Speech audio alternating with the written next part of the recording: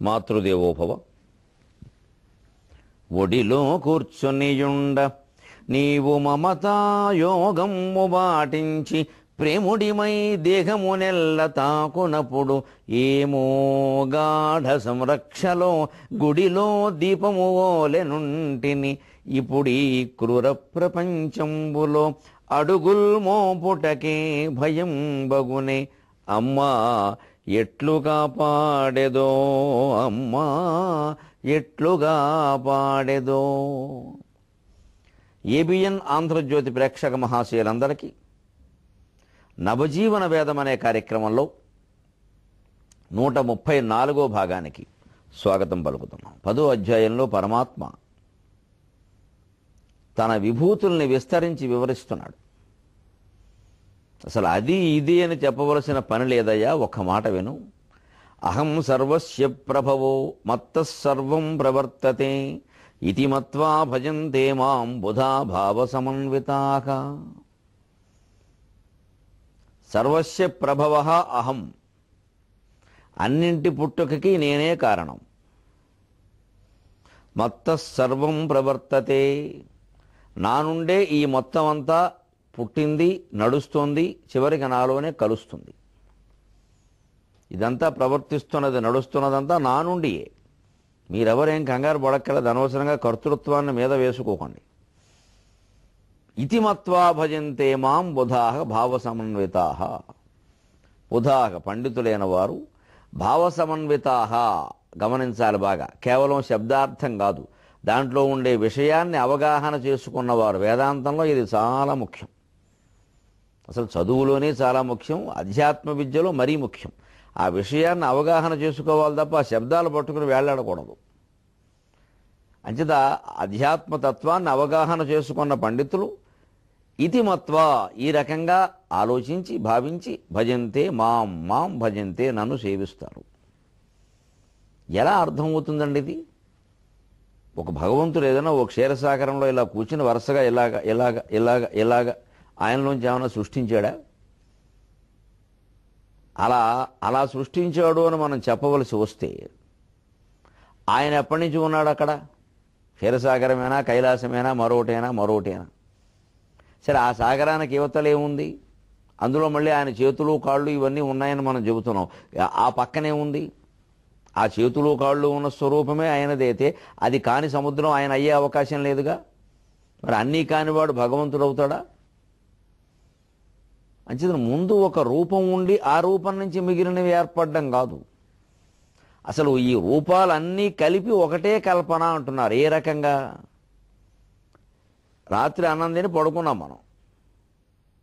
కొంతమంది పగలు కూడాను మహానుభావులు, అదృష్టవంతులు, పగలు పడుకుంటే కలలు రావు అంటారు. కొంతమందికి వస్తాయి, వారందుకు పెట్టి పుట్టారు. అహం సర్వస్య ప్రభవ, కలలో వచ్చినటువంటి అన్ని మన నుంచే వచ్చాయా లేదా? మత్తః సర్వం ప్రవర్తతే, మన నుండి అంత ఏర్పడుతుందా లేదా? ఆ కలలో వచ్చిన పాత్రల్లో మనం కూడా ఒక పాత్ర, అవునా కాదా? ఆ పాత్ర బహుశా పడుకున్నప్పుడు మనం కట్టుకున్నటువంటి వేషంలో ఉండొచ్చు, వేరేలా ఉండొచ్చు కూడా. ఏదో లుంగీతో పడుకుంటాం, లుంగీతోనే ఉండాలని లేదు, ప్యాంట్ వేసుకుని ఉండొచ్చు, పంచె కట్టుకుని ఉండొచ్చు, రకరకాలుగా ఉంటాం. మనకి సంబంధం ఉన్నవాళ్ళు, లేనివాళ్ళు, మనం అభిమానించేవాళ్ళు, ద్వేషించేవాళ్ళు అందరూ కలలోకి వస్తున్నారు. రకరకాల పరిణామాలు ఏవో జరుగుతున్నాయి. ఇదంతా ఒక జీవుడి విషయంలోనే నిజం అవుతున్నప్పుడు దేవుడి విషయంలో నిజం కాదా?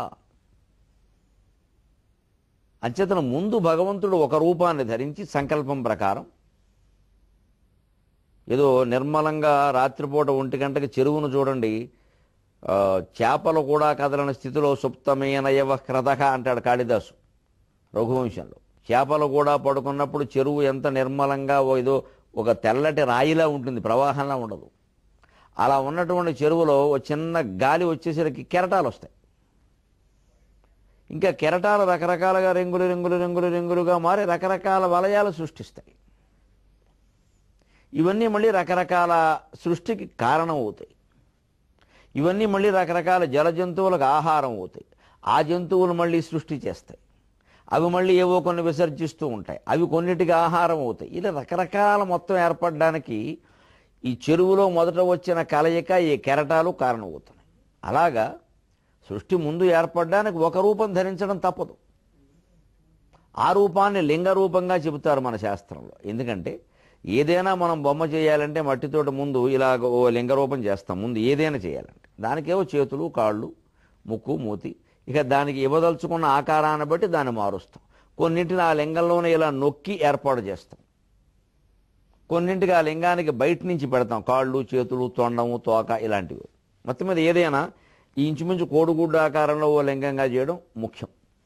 అందుకే శివలింగం సృష్టికి మూలం అని ఎందుకు చెబుతారంటే ముందు ఈ మామూలు ఈ మనిషో ఇంకోటో కాళ్ళున్నాయో చేతులున్నాయో ఎన్నున్నాయో తెలియని రూపం చేయడానికి ఆ శివలింగం మూలం. గుండ్రంగా చేయాలిగా దేని చేసినా. ముందు పూరీలకు పిండి తయారు చేసినా చూడండి, ముందు దాన్ని ఇలా తయారు చేస్తాం. తర్వాత దాన్ని ఏదో మళ్ళీ దాన్ని ముక్కలు చేసి దాన్ని పొడుగ్గా చేసి దాన్ని మళ్ళీ ముక్కల కింద కొట్టి ఇంక రకరకాలు చేస్తాం. దాన్ని మళ్ళీ ఒత్తుతాం, దాన్ని ఏదో చేస్తాం. కానీ ముందు పిండిని ఇలా మొదలు చేస్తామో చేయమా. అలాగ సృష్టికి పూర్వంలో కూడా ఈ శివలింగం ఉంది. అది మొదటి రూపం, దాన్నే విరాట్ రూపం. పోనీ విష్ణువు రూపం అనుకున్నా ఇబ్బంది లేదు. ఆ భక్తులు అలా అన్నారు, ఈ భక్తులు ఎలా అన్నారు అనుకున్నాం. ఏది తార్కికంగా ఉండే అవకాశం ఉందో మనకు తెలుస్తోంది. కాళ్ళు చేతులు ఉండే రూపం ముందు ఉండే అవకాశం లేదు, లింగ రూపమే ముందు ఉండే అవకాశం ఉంది. పోనీ ఉందనుకున్నా నష్టం లేదు. ఏదైనా ఒక జీవుడు పడుకుని అహం సర్వస్య ప్రభవగా ఆయన నుంచే అన్నీ పుట్టించి మత్తసర్వం ప్రవర్తతే ఆయన నుంచే అంతా నడిపించే విధంగా కళ రూపొందిందా లేదా. అంచేత ఈ ప్రపంచం అంతా భగవంతుడు కన్న కళ అనడానికి ఈ శ్లోకం ఉదాహరణ. భగవద్గీత చెబుతున్నది బ్రహ్మసత్యం జగన్మిథ్య అనే శంకరాచార్య వాదమే నిజం. భగవద్గీత కాదు కదా, అంతకుముందు ఉండేటువంటి వేదాంతాలన్నీ సమర్థించిన విషయాన్ని శంకరాచార్య ప్రచారం చేశారు. అందుకే భారతీయ తాత్విక సాహిత్యంలో శంకరాచార్య అద్వైతం మిగిలినట్టుగా మిగిలినటువంటివేవీ మిగలలేదు.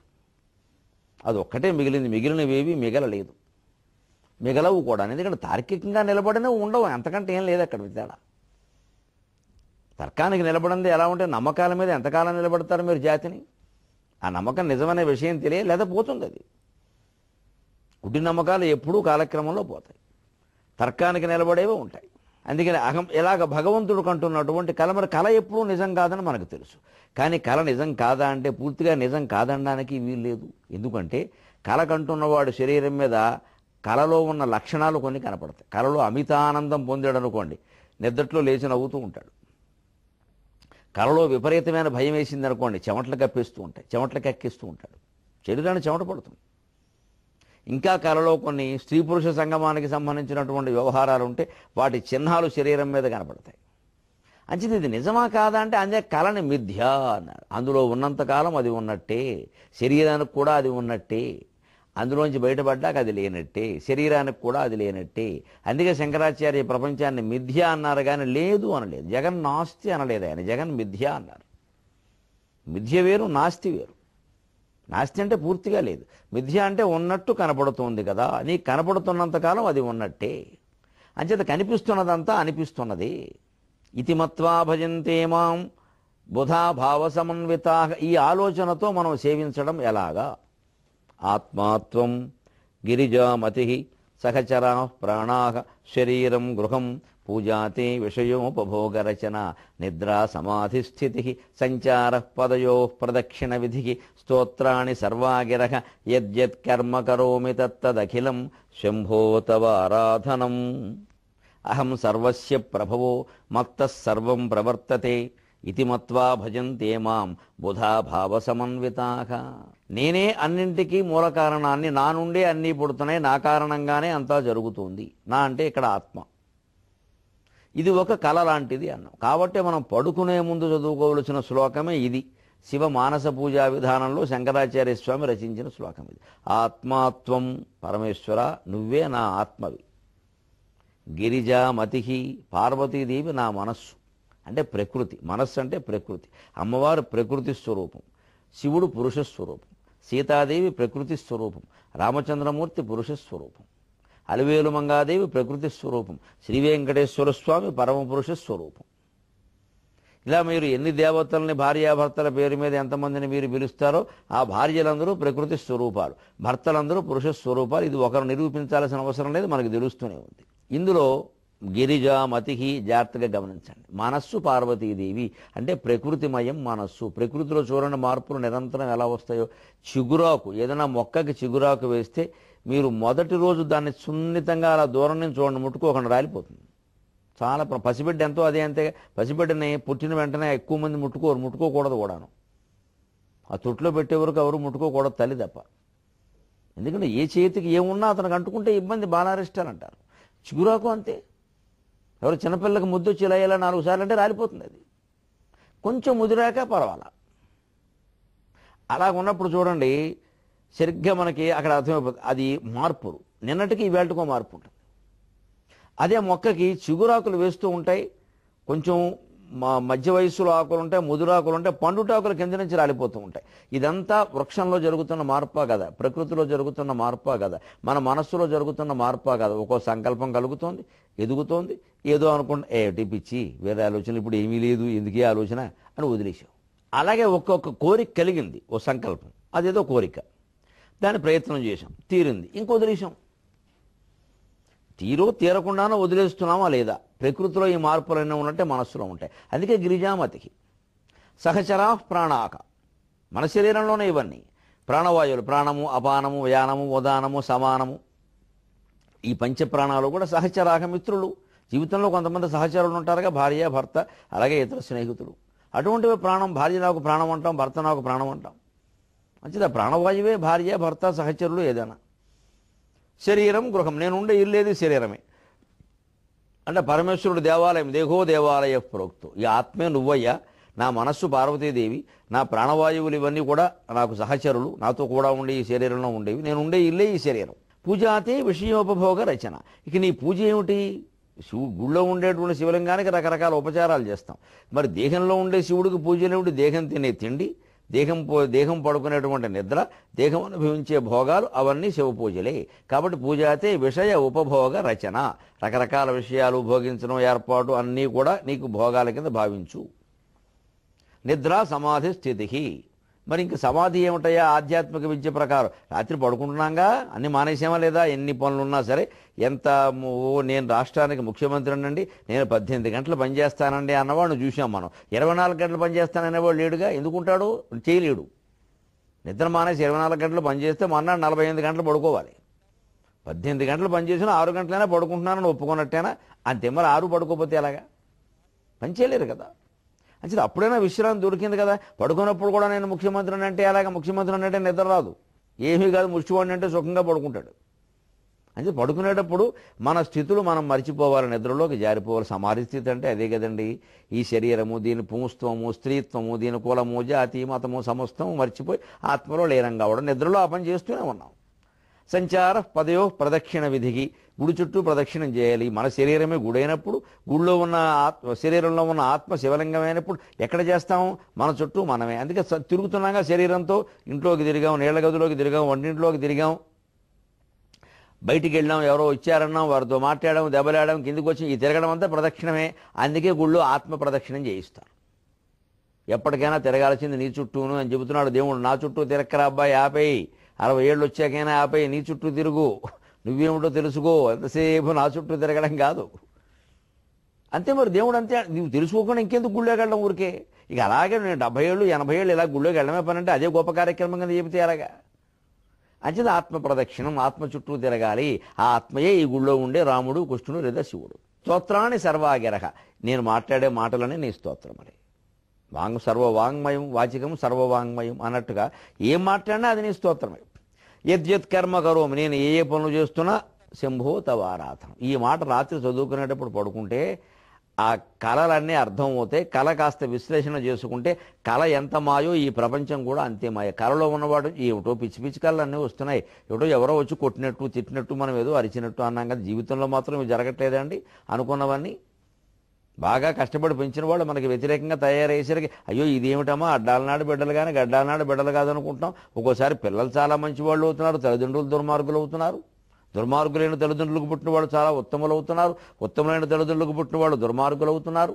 కాకి ముక్కికి దొండపండులాగా ఒక ఆయనకి అటువంటి భార్య ఎలా దొరికిందో తెలియదు, అలా దొరుకుతున్నారు. అలాగే ఈవిడికి అంత గొప్ప భర్త ఎలా దొరికాడో తెలియదు, వాడు దొరుకుతున్నాడు. చాలా మంచి వాళ్ళు అనుకున్న వాళ్ళని రెండో వాళ్ళు మోసం చేస్తున్నారు, దుర్మార్గులనే వాళ్ళతో కాపురం చేస్తున్నారు. ఇవన్నీ మాయలు కాకపోతే ఏమిటండి? అసలు అర్థమయ్యే విషయాలు ఇవి, అర్థమయ్యే విషయాలు ఇవి. ఇదే ప్రపంచంలో ఉండే మాయ. ఈ విషయం అర్థమైతే ప్రపంచం అర్థమైనట్టు. అంచేది ఇదంతా భగవంతుని యొక్క లీల. ఇది ఒక స్వప్నం. ఏ బంధం ఉందో ఆ బంధంతో మనం ఎలా ఉండాలో అలా ఉందాం, లేని బంధం తొలగింది వదిలేద్దాం ఆ విషయం. అంచేత ఇది కలగాలి అంటే భగవంతుని శరణాగతి వేడాలి, భగవంతుడే రక్షిస్తాడని కోరుకోవాలి. దాన్నే దుర్జుడు చెబుతున్నాడు కాళహస్తి శతకంలో, స్వామి నువ్వు రక్షించకపోతే నన్ను ఎవరు రక్షిస్తారయ్యా? దివిజక్ష్మారుహధేనురత్న ఘనభూతి ప్రస్ఫురద్రత్న సానువు నీ విల్లు. శివుని యొక్క వైభవం. శివుడు అంటే బేదదేవుడు, ఆయన దగ్గర ఏమి ఉండవు, అమంగళ చిహ్నాలన్నీ ఉంటాయి, బూడిద ఏదో తోలు, ఈ మాటలు చెబుతారే వాళ్ళకి సమాధానం చెబుతున్నాడు. శివుడి దగ్గర ఏమున్నాయో చూసుకోమని. దివిజక్ష్మారుహధేనురత్న ఘనభూతి ప్రస్ఫురత్ రత్న సానువు నీ విల్లు. నిధీశ్వరుండు సఖుడు అర్ణోరాశి కన్యా విభుండు విశేషర్చకుడు ఇంక నీకెనఘనుండుంగల్గెనే ఇంక నీకెనఘనుండుంగల్గెనే నీవు చూచి విచారింపవు లేమినెవ్వడు పొన్ శ్రీకాళహస్తీశ్వరా. దారిద్ర్యంలో ఉన్నవాళ్ళం, ఇబ్బంది పడుతున్న వాళ్ళం, అప్పుల్లో ఉన్నవాళ్ళం ఈ పద్యం చదువుకుంటే చాలా మంచిది. పద్యం 10 సార్లు పారాయణ చేస్తే డబ్బులు వస్తాయని నేను చెప్పను. పద్యం అర్థమైతే ఆలోచిస్తే వస్తాయి. అంతేగాని ఇది పొద్దున చదవాలా, సాయంత్రం చదవాలా, మేము చదవచ్చా, ఈ రోజుల్లో చదవచ్చా, ఆ రోజుల్లో చదవచ్చా, ఈ సందేహాలకి పోకండి. పద్యం అర్థం చేసుకోవాలి. ఏం చెబుతున్నాడు పద్యంలో? మనం దారిద్ర్యంలో ఉన్నాం స్వామి, లేమినెవడు రూపం, నా పేదరికాన్ని ఎవడు పోగొడతాడయ్యా నువ్వు తప్ప. అందుకని ఈవిడ ఆయన దగ్గర ఉన్న ఐశ్వర్యం ఏమిటి? దివిజక్ష్మారుహ ధేను రత్న ఘనభూతి ప్రస్ఫురత్ రత్న సానువు నీ విల్లు. శివుని చేతిలో విల్లు మేరు పర్వతం. ఆ మేరు పర్వతం అంటే బంగారు కొండ. దాని మీదే బ్రహ్మదేవుడు ఉంటాడు, దాని మీదే సకల దేవతలు ఉంటారు, దాని చుట్టూనే సూర్యచంద్రులు పరిభ్రమణం చేస్తూ ఉంటారు. ఇంత వైభవం కలిగిన బంగారు కొండ శివుడి చేతిలో కేవలం ఒక విల్లు. శివుడి చేతిలో కేవలం విల్లు. ఆ మేరు పర్వతం మీద ఉన్నవేమిటి? దివిజక్ష్మారుహ అంటే దేవతల కల్పవృక్షం, అంటే కల్పవృక్షం. ధేను కామధేనువు, రత్న అంటే చింతామణి, ఘనభూతి ఇంకా ఇతర ఐశ్వర్యాలు. కామధేనువుతో, కల్పవృక్షంతో, చింతామణి పీఠంతో ప్రకాశించేటువంటి స్వర్గం ఏ మేరు పర్వతం మీద ప్రకాశిస్తోందో ఉంటుందో ఆ మేరు పర్వతం నీ చేతిలో విల్లు. అంటే కామధేనువుని, కల్పవృక్షాన్ని, చింతామణి పీఠాన్ని మొత్తం వాటన్నిటినీ ధరించిన మేరు పర్వతాన్ని నువ్వు చేతిలో ధరించావు. అంటే ఆయన చేతిలో సమస్త సంపదలు ఉన్నాయి. నిధీశ్వరుండు సఖుడు. పోని ఇవన్నీ వస్తువులండి, క్యాష్, రెడీ క్యాష్, నగదు కావాలండి మాకు. ఏదో బంగారం రూపంలో, పొలం రూపంలో కాదండి, అవన్నీ మళ్ళీ అమ్ముకోవడం కష్టం. క్యాష్ కావాలండి, చెక్కు కూడా కాదు, క్యాష్ అంటే పోనీ మంచిదే. లోకంలో అందరి దగ్గర డబ్బు ఎవరి దగ్గర ఎక్కువ ఉంది? కుబేరుడి దగ్గర. ఎవరి దగ్గరైనా డబ్బు ఎక్కువ ఉంటే కుబేరుడండి అంటాం, అపర కుబేరుడండి అంటాం. కుబేరుడు ఎంత కుబేరుడు అంటే, ఎంత కుబేరం ఆడగలడు అంటే శ్రీ వెంకటేశ్వర స్వామి వారికి అప్పించారు పెళ్లికి. మరి మనకి లోకంలో కనిపించినంత వరకు శ్రీ వెంకటేశ్వర స్వామిని మించిన కోటీశ్వరుడు ఎవరు లేరు. కానీ ఆయనకి అప్పించిన వాడు కుబేరుడు. ఎప్పుడైనా అవసరమైతే వచ్చి గట్టిగా గుమ్మ ముందు నిలబడి అడిగితే వెంకటేశ్వరం కట్టాల్సిందే, మరి బాకీ ఆయన ఉన్నాడా ఈయన ఉన్నాడా అడుగుతారు. అంటే కుబేరుడు. అటువంటి వాడు శివుడికి పాదసేవకుడు. వెంకటేశ్వర స్వామికి అప్పించిన వాడు శివుడి కాళ్ళ దగ్గర కూర్చుంటాడు. ఇంత వైభవం ఉంది శివుడు. కాబట్టి ఆశ్రయిస్తే ఆయన్నే ఆశ్రయించాలి. ఐశ్వర్యం కోసం కూడా మరో దేవతల ఆశ్రయం మనకు అవసరం లేదు. దివిజక్ష్మారుహధేనురత్న ఘనభూతి ప్రస్ఫురద్రత్న సానువు నీ విల్లు. నిధీశ్వరుండు సఖుడు అన్నోరాశి కన్యా విభుండు విశేషార్చకుడు ఇంక నీకెనఘనుండుంగల్గెనే నీవు చూచి విచారింపవు లేమినెవడు పొన్ శ్రీకాళహస్తీశ్వరా. మేరు పర్వతం నీ చేతిలో ధనువుగా ఉందయ్యా. లోకంలో ధనానికంతటికీ అధిపతి అయినటువంటి కుబేరుడు నీ కాళ్ళ దగ్గర కూర్చున్నాడయ్యా, నీ స్నేహితుడు కూడాను. నువ్వు ఎప్పుడు అడిగితే అప్పుడే ఇస్తాడు. అర్ణోరాశి కన్యా విభుండు విశేషార్చకుడు. పైగా లోకంలో అందరినీ రక్షించేవాడు శ్రీ మహావిష్ణువు. అర్ణోరాశి కన్యా విభుడు. అర్ణోరాశి సముద్రం, సముద్ర కన్య లక్ష్మీదేవి. అర్ణోరాశి కన్యా విభుడు లక్ష్మీదేవికి భర్త విష్ణువు.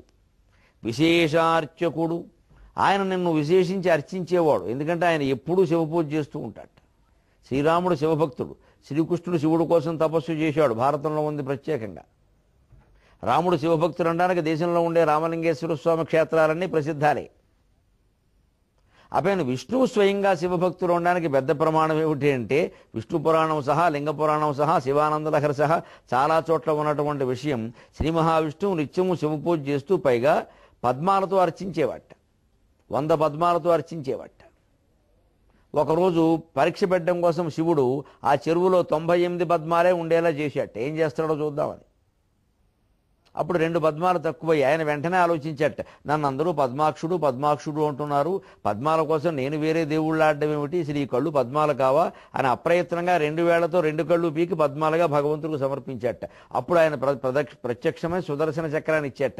నీ భక్తికి మెచ్చాను, లోకాలన్నింటినీ పరిపాలించుకో, చివరికి నన్ను జయించే శక్తిని కూడా నీకు ఇచ్చానన్నట్ట. బోళాశంకరుడు అంటే అదే మరి. అంతటి విష్ణువు నీకు విశేష అర్చకుడయ్యా. నీవు చూచి విచారింపవు నీకెనఘనుండుగల్గనే. ఎన తెలుగులో ఎన అంటే సాటి, ఎనలేరు అంటారు. అందుకని అసలు నీకు సాటి అయిన వాళ్ళు ఎవరన్నా ఉన్నారా? మేరు పర్వతాన్ని ధనుస్సుగా పట్టుకున్న వాళ్ళు, విష్ణుమూర్తిని భక్తులుగా కలిగిన వాళ్ళు, కుబేరుణ్ణి స్నేహితులుగా కలిగిన వాళ్ళు ఎవరున్నారండి శివుడు తప్ప పురాణాల్లో?